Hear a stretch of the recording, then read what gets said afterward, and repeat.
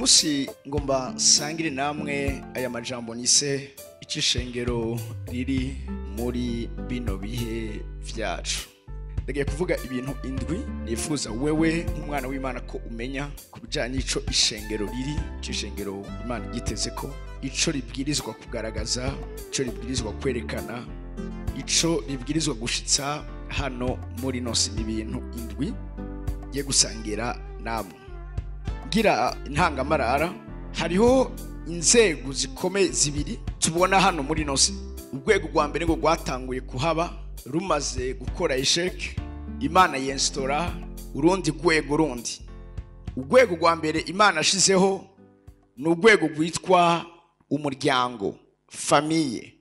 Kera Imana ntiyigeze n'umusi n'umwe ishiraho urwego rwitwa ishengero. Kare hariho urwego rwitwa umuryango. Turabona mu itongo rya Edeni Imana ubwayo ifonda famille. Institution ya mbere yabayeho Imana yifuza gucako kugira ngo ishobore kururanya imigambi yayo hano muri nosi rwa rwego rwitwa umuryango. Famille niyo yabaye ikintu ca mbere Imana ashizeho kugira ngo ishobore kuba kanale canke umuringoti ushobora gutembesha ivyo Imana yifuza imyaka n'ibihe kuva kera hano muri nosi. Ariko turabona mu itongo rya Edeni Satani yonona iyo kanane, yonona ubwo rwego Imana yari yashizeho kugira ngo Imana ishobore gucako, ishobore gushitsa imigambi yayo hano muri nosi. Iciye ku mugore, ijambo ry'Imana tubwira ingene Satani yamuhenze, inyuma yaho nawe agahinda umugabo. Umugambi Imana yari ifise uba urapfuye. Ariko ndakunda Imana kuko Imana muri bimwe bigize kameremere kayo, Imana nta musi n'umwe yigera irambigwa. Muri kimwe tuzi ku Mana uko Imana ntirambigwa. Imana ikoze ikintu kigende nk'uko yakigomba ntabwo icika intege, irasubira ikagerageza, kandi isubiye kubikora ikabikora neza. Umunsi w'ijambo ry'Imana atubwira, Imana ibwira Yeremiya ngo manuka kuzu y'umubumvyi aho ariko arabumbira. Ijambo ry'Imana avuga ngo ahageze asanga ariko arabumba, mugabe ico ariko arabumba cononekara mu biganza vyiwe. Ariko abona yongeye kubumba ukundi gusha mu buryo we agomba. Aha turabona icambere gipfuye, ariko Imana yongera gusubira gukora kugira ngo ishobore gusubira gukosora. Umuryango bimaze kutagenda neza, Imana yumvira ubundi buryo bundi. Nike kindi kintu nokora kugira ngo umugambi wanje ushikano muri nosi. Imana itayenstora ishengero. Ishengero ni institution ya kabiri tubona Imana yashizeho kugira ngo ize gushitsa umugambi wayo ngaha muri nosi. Rero uyu munsi ntituri muri age canke ibihe vy'umuryango, ubu turi mu gihe c'ishengero. Ico Imana ikeneye gukora cose iri kibona ishengero. Ariko mwabo kandi umuryango nawe uri mu ishengero. Uyu munsi ndagiye gusangira namwe ibijanye n'urugwego rudasanzwe rwitwa ishengero, uburyo rubwirizwa kugaragaza ubuzima hano muri nosi, uburyo rubwirizwa kwitwara, uburyo urugwego Imana igwiteze canke isi igwiteze. Ni ibintu ndwi ngiye gusangira namwe. Ni responsibility yiwanje nk'intumwa y'Imana kongera gusubira ku redefinisa, gutanga isiguro y'ukuri ikwiriye kubijanye n'ishengero. Aho nifuza ko uba conscient ya kino kintu, kubera ko nta kindi kintu Imana ishobora gukora ndehoro y'ishengero. Biravuga ngo Imana iri mu ijuru icishiriza mu bantu, ariko iryo jambo ni Dawidi yabivuga. Uyu munsi tuvuga ngo Imana iri mu ijuru icishiriza mu ishengero. Ndiko ndavuga ishengero ntubone denomination. Ishengero ndiko ndavuga umugeni wa Kristo. Ndiko ndavuga uwahaye ubuzima bw'umwami Yesu, uwavutse ubwa kabiri, uwo izina ryiwe ryanditswe mu gitabo c'ubugingo. Ndiko ndavuga abana b'imfura. Ndiko ndavuga abatsindanishirijwe. Ndiko ndavuga abejejwe. Ndiko ndavuga abantu bihanye ivyaha bakakira umuhamagaro w'Imana ubahamagarira kubaho ubuzima bw'ubwiza ndetse no kugira ingeso nziza. Reka dusangire gatoya ano majambo ari mu Bikorosayi igice ca mbere, turasoma ku murongo wa 18. Niwe mutwe w'umubiri, niwo shengero, kandi niwe tanguriro. niwe mfura mu kuva mu bapfuye kugira ngo abe agaheta muri byose. Suramo kandi. Niwe mutwe w'umubiri, niwo shengero. Niwe mutwe w'umubiri, niwo shengero. Niwo shengero. Niwe mutwe w'umubiri, niwo shengero. Icambe nifuza ko mumenya, ishengero n'umubiri wa Kristo. Iki nifuza ko mucumva. Ishengero, reka mvuge kino kintu, ni gice kigize Kristo. Umuntu arafise umutwe akagira n'ibindi bisigaye. Kristo niwe mutwe, mugabe ishengero no mubiri. Ishengero nivyo bitugu vy'Imana. Ishengero niyo maboko y'Imana. Ishengero n'amaguru y'Imana. Ishengero nibigize umubiri. Imana ikeneye kugenda hano minosi izokoresha amaguru y'ishengero. Kuko Yesu n'umutwe, ishengero nawo n'umubiri. Ndakunda ingene Yesu abivuga. Avuga ngo ubutwari cyangwa ubushobozi buzoba ku bitugu vyiwe. Bariko baravuga ibitugu, azavuga icya kabiri, ishengero n'ubushobozi bw'Imana hano minosi. Ni autorite y'Imana hano minosi. Nati Imana ishobora gukora mu buryo bw'ubushobozi ititije ishengero. Ibijyanye autorite kuganza biri ku ishengero. Ubutwari buzoba ku bitugu vya apara ku mutwe wiwe, ku bitugu vyiwe. Ibitugu biri ku mubiri. Umubiri nawo ni ishengero. Ni kuvuga ngo ibijyanye no gusiraho ingingo ngenderwako abantu bagenderako bihagaze ku ishengero. Ni ishengero ryo kongera kugarukana amavaleur, amategeko abantu bisunga. Ishengero ni urwego rw'Imana Imana iganzirizamo. Ibi udashoboye kubitahura, hari ndazoshobora kugenderamo ubuzima bw'iwawe. Ishengero bisubwiye ngo ni wo mubiri. He also is the head of his body, the church. Seeing he is the beginning, the firstborn from among the dead. Kubera Yesu avuga ngo ibimenyetso bizoherekeza abizeye izina ryane, bazorambika ibiganza ku bagwayi bakiri. Uwitwa Daniel Kurende yavuze ngo ibitangaza ni ibintu byorohera cyane ubuzima bw'iwandi kuko sigenda bikora. Yaratahuye kino kintu. Aya maboko sigwiwe, aya maguru sigwiwe. Ibimugize ntabwo ari gwiwe n'ingingo. Birivuga ngo turi ingingo z'umubiri wa Kristo. Uyu munsi coma ishengero ikaba konse ya kino kintu. Ibi biganza ntabwo ari biganza vy'iwawe, ni biganza vya Kristo. Burya iyo tuvuze ntanga karero Felix, burya Felix n'urya mutwe mbamvuze. Mugabe ibiganza vyiwe vyiswa ibiganza vyande vya Felix. Umubiri ni wewe, mugabe wawe uri umutwe. Umutwe ni Kristo. Kubera iki abantu benshi bumvume ngo basengeye umuntu ntiyokira, bazi ko ari bo bamusengera. Ariko umviriza, bona ico kiganza cawe ari kiganza ca Kristo gikoze kuri uwo mugwayi. Shishima n'abantu igituma atakira ibitangaza vyabo imatete ntayo bafise. Ntibazi ko turi umubiri wa Kristo. Ingingo zacu ari ingingo za Kristo. Iyo tubabwira Kristo ari karavugana nawe, uyu munsi iki kintu twokimenya, hari ibintu bizohinduka mu buzima bwacu. Ishakabiri, ishengero n'urwego rwibungeze rutwaye ubwiza bw'Imana hano mwinosi. Hari ikintu kimwe babwiza kutumenyera ko hano mwinosi, nuko turi ngaho mwinosi dutwaye ubwiza bw'Imana. We carry the presence of God. Ukubaho kw'Imana. Iyo tuvuga ukubaho kw'Imana, abantu bese ntibumva ivyari. Abantu bese basiko ubwiza bw'Imana nigihe umuntu yumva muri we ibigumbagumba vyomutera kurira cyangwa vyomutera kugira sinzi kundi kuntu ameze. Mugabe iyo tuvuga ubwiza bw'Imana, ubwiza bw'Imana butekemo vyinshi. Uraza ahantu haba hari ubwiza bw'Imana, aho hantu hacika hera. Ahantu hera ni kuvuga ngo aho hantu hatandukanye n'ahandi. Hari ibintu vyagaragara aho hantu bitagaragara ahandi. Akarorero biravuga ku musozi Imana yabako, iyo impene yihenze igatoroka umwungeri ikaja kuri uwo musozi yarapfa kubera ubwiza bw'Imana. Ahera h'Imana nta n'ubuzima bw'umuntu bwashobora guhindukira. Muribuka Yakobo aravuga ngo niyo nkimenya cyangwa ari inzu y'Uhoraho Beteli, ubuzima bwe bwarahindutse. Mbabwira ikintu kimwe, ubwiza bw'Imana dutwaye muri twebwe burashoboye guhindura amateka y'abantu n'ubuzima bw'abantu. Reka mbabwira ikintu kimwe, gahema ry'ibonaniro tubona mu isezerano rya kera garo present kubaho kw'Imana n'ubwiza bw'Imana. Uyu munsi ijambo ry'Imana tubwira ko n'igasanduku uyu munsi bituye muri twebwe. Kare cyari ikintu ariko zaro present umuntu uwo muntu nawe ni Kristo. Ijambo ry'Imana rimbwira ko Kristo ari wo mutwe w'isengero, isengero rikaba umubiri wiwe. Uyu munsi Kristo atuye muri twebwe, rivuga ngo rya sanduku rya hema ry'ibonaniro bwa bwiza bw'Imana. Nimba abantu bakeneye guhura n'Imana, uyu munsi ni wowe bashoboza. Isengero ni igitwazi cy'ubwiza bw'Imana. Babwira ikintu kimwe, umunsi mu ijambo ry'Imana yambwira ngo icyo gihe biba isanduku y'isezerano, baca bagenda bayitereka iruhande ya Dagoni.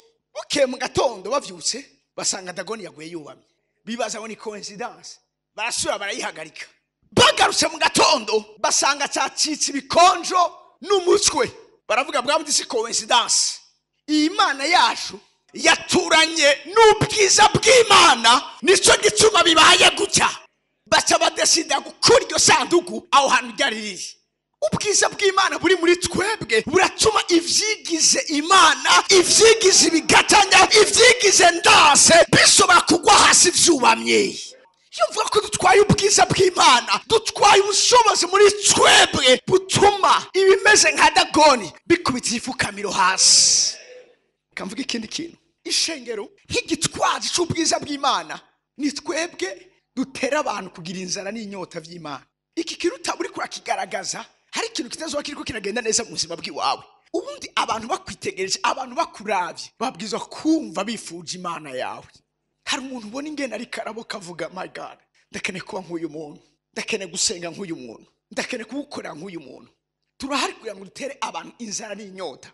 Urazi atanzara n'inyota nta kanguro dushobora kubona, atanzara n'inyota nta bimenyetso, nta twumiza, nta bitanga dushobora kubona. Atanzara n'inyota dushobora kubona Imana ikirigaragaza mu buryo budasanzwe. Ivyo byose biba declenche n'inzara n'inyota mu buzima bwacu.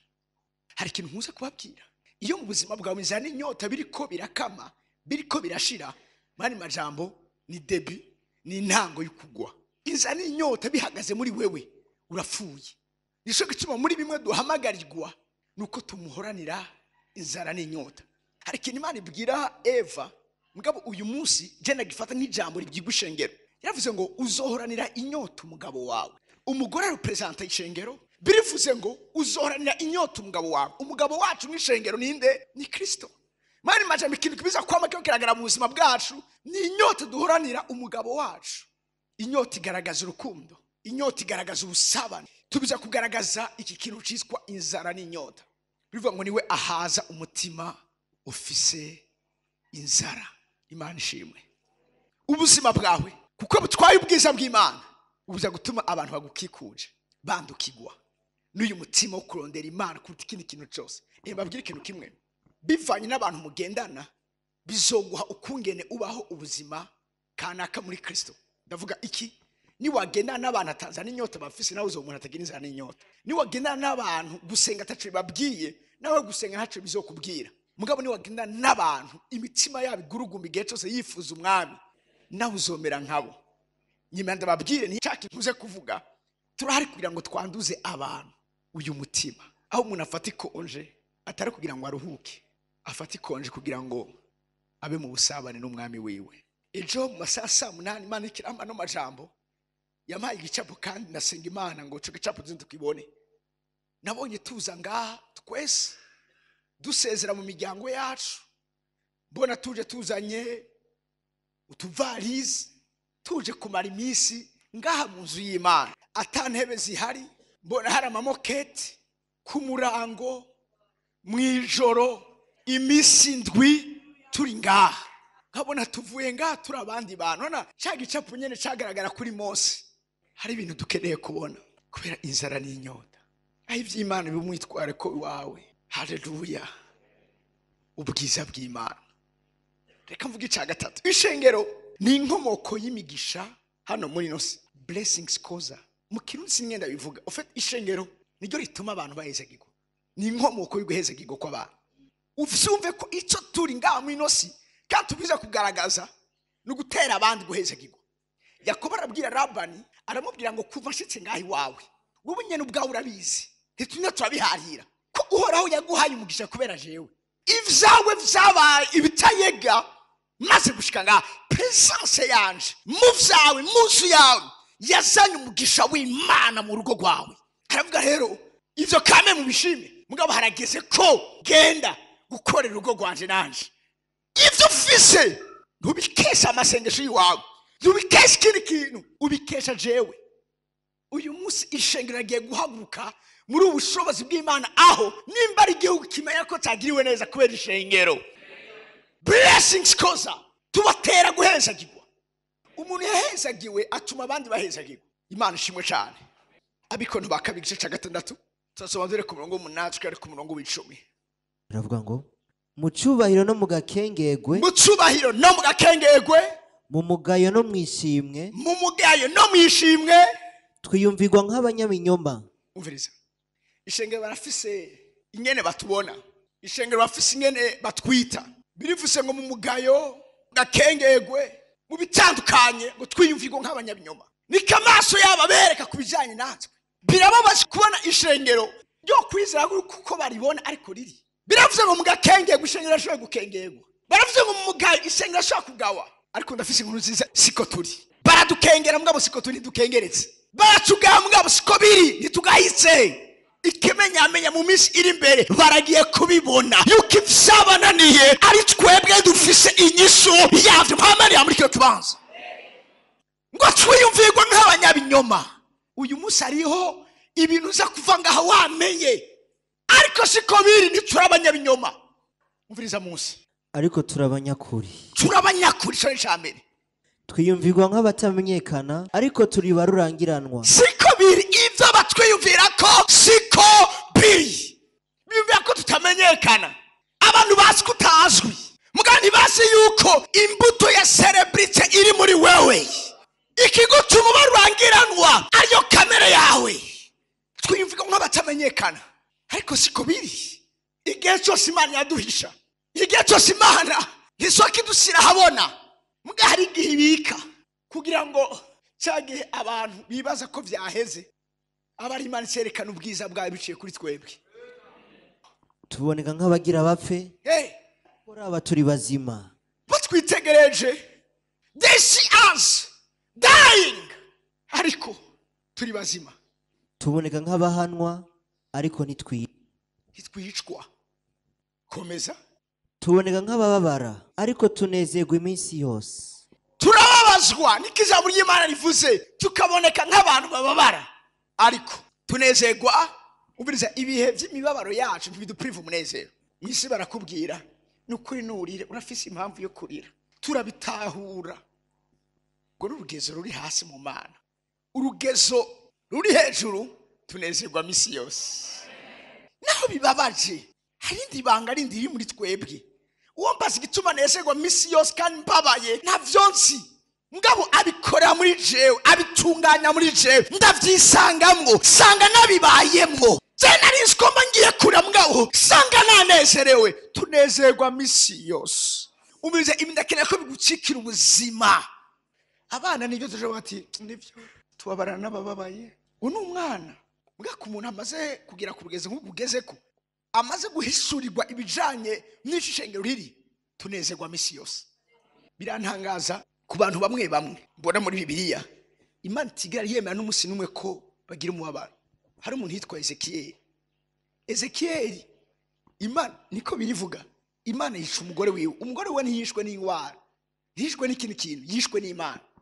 Imana amubwira ico wamiza kwa amaso ngiye wikura imbere yawe, kuko aba yatashe naco cane kuburyo cantwaye ikibanza. Umugore wa Carafa apfuye, birivuga ngo yari mwiza w'umunyakaranga. Ezekiyeli abona ko arapfuye, Imana kirazira mubwira tumviriza, baye babanyabujumbura topima kubona iryo sozi ryawe ribe amavira nda, kandi abandi bapfushije baragira ikiriyo, wewe nta kiriyo ugira. Inyuma yaho tugenda ukarabe mu maso, uhaguruka ugenda uvuga ubutumwa bwiza. Imana bwabundi Imana iri sadike gutyo, iri cruel gutyo. Ofet iri n'irindi banga rindi bitandukanye n'iryo tuzi. Nivyo asolofu, nivyo turababazwa, ngo ariko tunezerwa imisi yose. Always rejoicing. Hallelujah. Uburi bwo buzima bw'ishengero, uniko rugezo Imana turonderako. kunezerwa misi yose, rejoicing always. Komeza. tuboneka nk'aboro ariko dutungisha benshi. Tuboneka bo nivyo babona, ariko siyo realite. Realite nuko dutungisha, to mwani majambo, niba dutungisha benshi ivyo bafise kuri twebwe, Imana ishimwe. Dutungisha benshi, kimwe nako nabwira the blessings koza. Umvirize rero aka kanyuma herezako. tuboneka nk'abatagira ico batunze, yamara dutunze vyose. Tuboneka nk'abataco bafise, tuboneka nk'abataco batunze, bareka babibone gutyo. Mugatwe bwico tuzi ni kimwe, nuko we possess all things. Dufise vyose. Namwe ngo dufise, Yesu muri twebwe afise vyose. Yesu muri twebwe ashoboye vyose. Ntusubire kubona wewe, hari uwo muri wewe, hari uwazafata ikibanza muri wewe. Uyo hamwe nawe dufise vyose. Dufise ivyo dukeneye mu mubiri, dufise ivyo dukeneye mu mpwemu. Cyakane, ishengero ni ivyizigiro vya nyuma vy'isi. Iyo mvuga ivyizigiro, okay, reka tubandusome mu Kolosayi igice ca mbere. Urasomera here ku murongo wa 24 ushikane kuri 27. None nezerewe amagorwa yanje yo kubwanyu, kandi vyasigaye ku marushwa ya Kristo, nanje ndabicitsa mu mubiri wanje. Nezererwa amarushwa yanje kubera bande, kubera mwebwe, ngo kandi ivyasigaye ku mibabaro ya Kristo nandi ngiriki, ndabishitsa mu mubiri wanje. Ndabishitsa mu mubiri wanje. Paul yari atawe yuko hako Kristo ababara niwe azobabara. Mumva umuntu ngena mukunda, ivyasigaye ku marushwa yiwe nije ndabishitsa mu mubiri. Komeza. Kubw'umubiri wiwe niwo shengero. Iryo nacikiye umukozi, nkuko naho n'Imana ububwiriza bwo kugaburira mwebwe, kugira ngo nkwize ijambo ry'Imana rishitse. Niryo banga ryari ryarahishijwe uhereye kera hose n'ibihe vyose. Niryo banga ryari ryarahishijwe guhera kera n'ibihe vyose. Nibanga ryari ryarahishijwe. Nabwo iki kintu cy'agaciro Imana yagihisha. Iryo banga ryari ryarahishijwe. Imana yarihishije abakomeye bahambaye babaye hano minosi. Imana yanyegeze abatwitangiye imbere. Naho Imana y'abakunda yarabahishije ibanga. Ariko noneho ryahishuriwe abera bayo. Iryo banga ryari ryarahishijwe, ryahishuriwe twebwe abera bayo. Ryahishuriwe twebwe. Uyu munsi turi abantu bahishuriwe ivyari vyaragizwe ibanga. Ivyo batigeze kumenya nivyo nahawe kumenya. Ivyanyegejwe ubuzima bwabo nivyo nahawe guhishurirwa.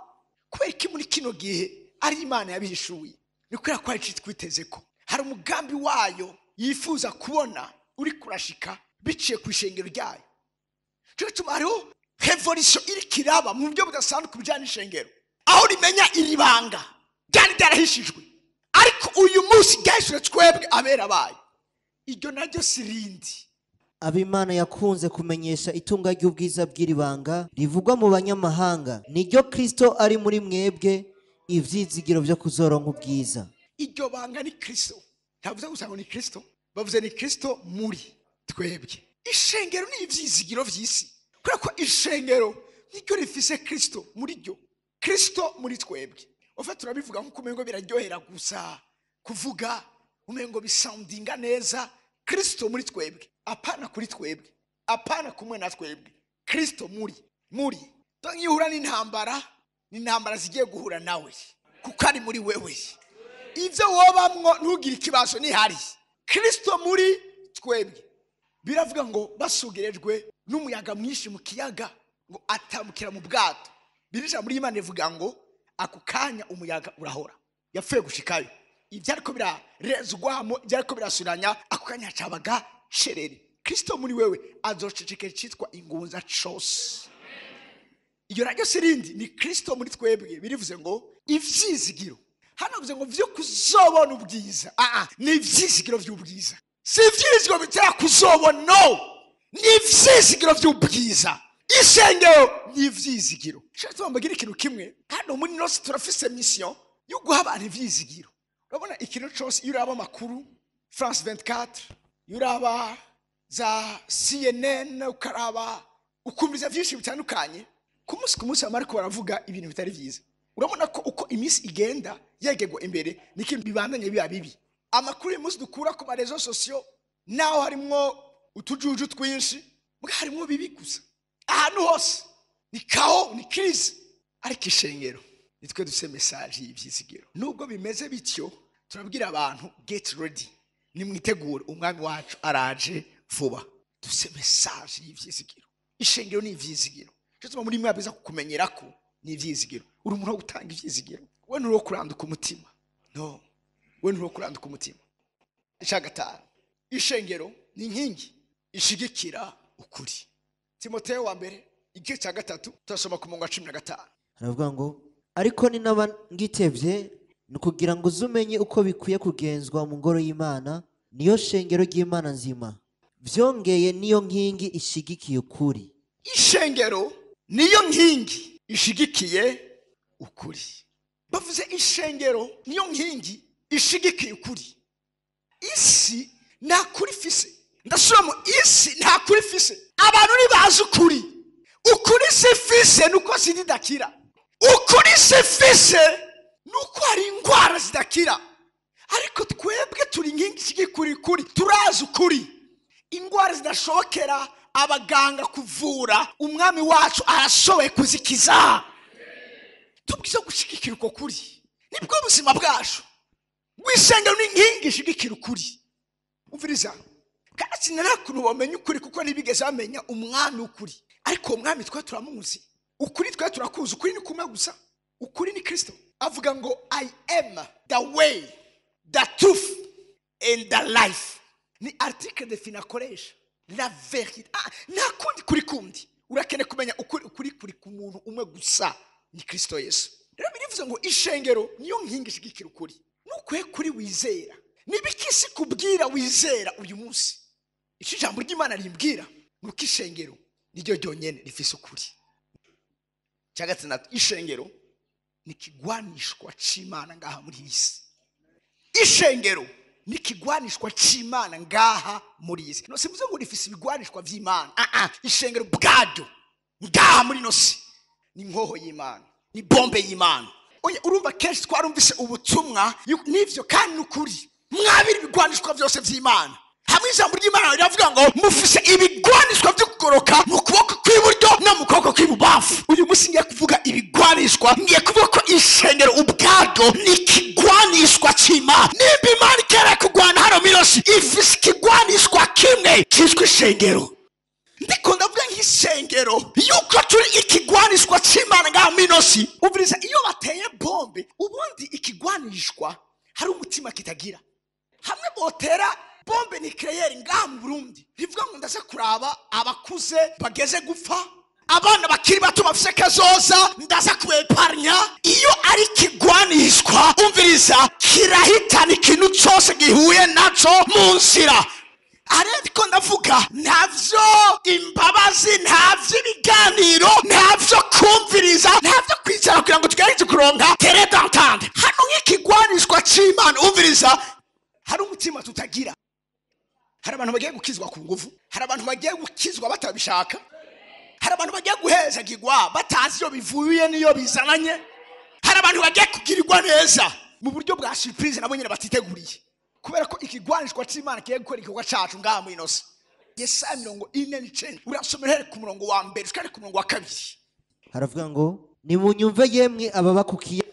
Nimunyumve yemwe ababa ku kiyaga. Namwe mahanga ya kure tega amatwi. Namwe mahanga ya kure tega amatwi. Uhora yamamagaye ntaravuka. Yamamagaye ntaravuka. Ko umuntu hamagara umuntu ataravuka. Hano ni bari kuvuga ibijanye n'izina gusa. Hano kuguhamagara ni destiny. Ivyasubizwe tutaraza ngaho minosi. Ico tuzoza kuba ngaho minosi kizwi n'Imana kera tutaravukira mu bitaro. Yamamagaye ntaravuka. Kazoza kanje kazwi naraza ngaho minosi. Nico gituma nibazi unzi n'umwe yamamagaye ntaravuka. Paul bagirageze kuduza intambara kuri we, ibirego kuri we, aravuga ngo muri mwese aho Imana yantoranya kiri mu nda ya mama nta numwe yari ahari. Ndicondi ni ntumwa y'Imana kubw'ubuntu bw'Imana kandi kuko Imana bigonze ntiyagishije inama umwana w'umuntu. Yamamagaye ntaravuka. Komeza. nkiri mu nda ya mama yamvuze izina, yaramvuze izina. akanwa kanje yakagize nk'inkota ikarishe. Akanwa kanje yakagize nk'inkota. Inkota ikarishe igira iki? Irakata. Akanwa kawe kagira iki? Karakata, karabaga. Akanwa kanje kagize nk'inkota ikarishe. Mani majambo zikigwanishwa cayo. Isi keneye gukora hano muri nosi irafise inkota ikarishe. Iyo hari ibintu ukeneye kwivuna uragenda ukazana inkota yawe. Petero baje gufata Yesu yabira inkota kerekera umusoda yamukase ugutwi. Arambwira subisa inkota mu bwubati. Zokubwira ingene mu gihe kizoza uzogwana. Ntibagwana muri buno buryo. Ubu n'uburyo bw'abisi. Twebwe intambara yacu ihagaze mu kanwa kacu. Ubuzima bwacu buri mu kanwa kacu. Akanwa kanje kagize nk'inkota ikarishe. Ndikigwanishwa cy'Imana hano minosi. Iyo akeneye kuringaniza ibintu akoresha akanwa kanje. Iyo akeneye koopera kanseri akoresha akanwa kanje. Aka kanwa ni ikigwanisho cy'Imana gikomeye. Ibi wamubizi. Ubuzima bwawe buzomererwa neza niwamenya gukoresha neza akanwa kawe. Ni ikigwanishwa cy'Imana. Akanwa kandi wakagize nk'inkota ikarishe. Iyo bari kuvuga ngo inkota ikarishe binyimutse cyo umwanditsi w'Abaheburayo avuga mu gice kimwe cya 4 ku 12 havuga ngo kuko ijambo ry'Imana ari rizima, rifise ubukuba, rifise ubugi buruta bw'inkota zose, rikinjira naho ritanya ubugingo n'imwemu, rigatanya ingingo n'umusokoro, ry'umutima wiyumvira ukagabira. Umve tuvuga ngo ijambo ry'Imana benshi nimazishije jambo riri hano bavuga ngo kuko ijambo Imana ivuga. Ijambo Imana ivuga ni rizima. Iti Imana ivugisha akanwa kawe gitanga ubuzima, gituma ivyapfuye bigira ubuzima. Amamariage yapfuye yongera kugira ubuzima. Ubuzima bw'abantu bwapfuye bwongera kugira ubuzima. Ingingo zapfuye zongera kuba zizima. Ijambo Imana ivuga ni rizima kandi ryuzuye ububasha n'ubushobozi. Iyo bavuze ubushobozi iryo jambo Paulo mubona harya ni jambo mu kigiriki ryitwa dunamis. Dunamis bakuye mu ijambo ryitwa dynamite. Dynamite ni kakantu bakoresha mu kupomora umusozi. Iyo bakeneye kwimba ubutare umva umusozi kuwimba byo kunaniza, harakantu basira ku musozi kagaturitse umusozi, umusozi ukamanyuka wose. Ijambo ry'Imana ni dynamite, rirashobora kumanyagura ikintu kimeze nk'umusozi imbere yawe. Kikiri ngaha namenye ko apartir y'Imana yatugize ngaho minosi uyu munsi ariho conclusion ashobora gutira. Ibigatanya uyu munsi biracacibwa imitwe. Bagoriyati n'uyu munsi baracyakubita ifukamiro hasi bagacibwa umutwe. The giant do fall. Ivyabaye mu gihe cya Dawidi. Dawidi yamenye ibanga ndiko ndababwira. Aramubwira atumvirize woje kungwanya ufise icumu n'ibiki byose. Gende kugwanya mu izina ry'Uhoraho Imana wacokoye. Uyu munsi ngoma ndaguca umutwe ndakubagira ibisiga maze bazomenya yuko mu Bwisirayeli hari Imana. Uko yavuze niko vyagenze. Nta warazi ko umunsi umwe Goliyati yociwe umutwe. Mugabo umuntu yatahuye ko ari kigwanishwa c'Imana. Yarakoze ivyo batari bibaza ko byoshobora gukorwa. Iki ni Imana igiye gukoresha ubuzima bwacu. Imana igiye kugukoresha mu gukubita hasi ibigatanya. Ibigatanya vyigize ndanse mu muryango wawe nta wundi agiye kubica imitwe. Ni wewe. Niwe gikoresho c'Imana. Niwe kigwanishwa c'Imana. Niwe Imana igwanisha. Ngaha muri nosi. Uviriza ibigatanya n'uyu munsi biracagwa hasi. Ntiwibaze ngo vyashiriwe kubaho ibihe vyose oya tutaraza. Ariko tumaze kuza ibintu birahinduka. Yuzuye ubushobozi. Ijambo ryuzuye usavuze ngo riri active, operative. Iri jambo ry'Imana bavuze ngo ikintu kiri active muracumva? Si ikintu cyapfuye, ni ikintu kiriko kirakora igikorwa. No seulement ico, ni ikintu indani muri ico gisoye gukora ama operation. Operative. Si ico cyonyene bakwise ikintu kiriko ngo energizing, rifise energy indani muri cyo. Mbabwira ikintu kimwe. Imodoka rishaka ibimeze gute neza, battery yayo ari fake. Imodoka ntazo kwigera iva ngo ije. Burya kijya kintu cyose ubona kimeze kurya gisobozwa n'ikintu cyitwa battery hari indani. Iba imeze neza kugira imodoka ishobora kugenda. Ubuzima bwacu bufite ijambo ry'Imana nka battery. hamwe n'ibatiri tw'ijambo ry'Imana mu buzima bwacu, tuzova mu kibanza kimwe tuje mu kindi, tuzokwimura imisozi, tuzosubizaho ibyizigiro ku babitaye. Hariho energy ijambo ry'Imana rifise muri ryo, aho ibintu abantu barumva ko bidashoboka nabo nyine badatabura ingene biriko birashoboka, kubera ko indani muri ryo rafise energy sivyo gusa. Bavuze kandi ngo riri effective, bavuze ikintu kiri efficace, muravyumva. Bavuze ngo uyu muti uri efficace, mani majambo nubwo uwunywa ntaginduka. Bavuze uyu uri efficace, mani majambo ufasha ako kanya nyene uca wumva. Kandi batwenze gato, umisi iheze ndi muri Kenya naramenetse umutwe, hama batse barambarira ngo kumeneka umutwe ngaha muri Kenya si kibazo, hari kinini kimwe gusa unywa bigaca bihenda. Bwico kinini cyitwa gute? Ni paracetamol, ni eferarga. Barambwira ngo ni kinini bita maramoja. Ndavuga ico kinini kigwa ngaha, kigwa amafaranga 10 y'amakenya. Cyitwa gute? Maramoja. Umenetse umutwe ukakinywa ni maramoja. Cyanavuga je ngo ndayipime ndabe ko abantu byukuri byo bavuga karukuri. Nasanze arukuri. Narakinyoye nta mwanya. Biyavuga ngo urumva ngo biraza kwenda numvise ari maramoja. Nimba abantu bashaka gukora ibintu bishobora gukora igikorwa maramoja, umviriza hariho ijambo ry'Imana dufise muri twebwe rituma ibibazo, rituma ibintu byaburiwe inyishu, rituma ibintu byabaye ndase bishoboka maramo. Iri jambo rituma ubukene buhera, ingwara ikira. Iri kanguro ndiko ndavuga abantu bagiye gukizwa maramoja, abantu baragiye guhinduka, abantu baragiye kugirirwa neza, kuko hari ijambo pamene ya muri kiyo kibanza rifise indani muri ryo ubushobozi butuma ibintu bishoboka mu mwanya mutoya. Maramoja umviriza ngo rifise ubukuba, itizapa ngo burutse ngo ubw'inkota. Umviriza burapenetra, burinjira aho butanya, bugabura. Ijambo ry'Imana ririnjira mu buzima bw'umwana w'umuntu rigakora operation. Kavuga uyu muntu ntashobora gushika agifise umujinya ungana gutya, agifise inzigo ingana gutya. Nivyo ni umwana w'Imana, mugabo hari ibintu biri mu buzima bw'iwiwe vyitwa inzigo n'ishari, bimeze nk'imishike, ntibikunda ko ashobora kugirirwa neza. Iyi misike itavu, imishike murayizi. Umushike abantu barima barashobora gusibiriza kurima umurima, bati uyu mwaka niturima n'uwa kabiri turima kugira ngo umva nyene tuhabike amazo tuharime bya bintu byose bikenewe kugira ngo ivura imere neza, rize ritanga umwimbo mwiza byakwiye. Iyo rero baretse kurima, hari ibintu bice bimera aho hantu, hari ibintu bice biza aho hantu, ibyatsi bimatanye n'ibindi bintu, ishinge gwiri bikamatangana. Hageze kuza gushaka kurima aho hantu bavyita imishike. Ivyo bintu byose byafatanganye because tubikiriza umushike, babiza kumaza kubimena kubikuraho. Hari ibintu vyivanga mu buzima bw'abantu, umva yiri bimeze nk'imishike. Ntushobora kurima ahantu hari imishike ngo uyitege kuzakura ikintu. Ifite imishike urayikuraho. Hamwe avuga ngo muri Bibiliya hakoresha ngo kumena umushike, apana kurima umushike, kumena. Haba hagumye babigumye, ni ibintu bisaba kumena.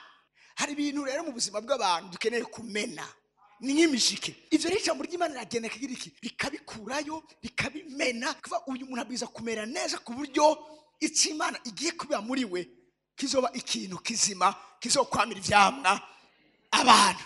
Irinjira biravuze ikindi kintu ngo aho ritanya imhemu n'ubugingo. Dore ijambo ry'Imana niryo rishobora gusepara ubugingo n'imhemu. Mu bugingo umviriza, ubugingo ubundi n'amaraso y'umuntu. Ubugingo buri mu maraso.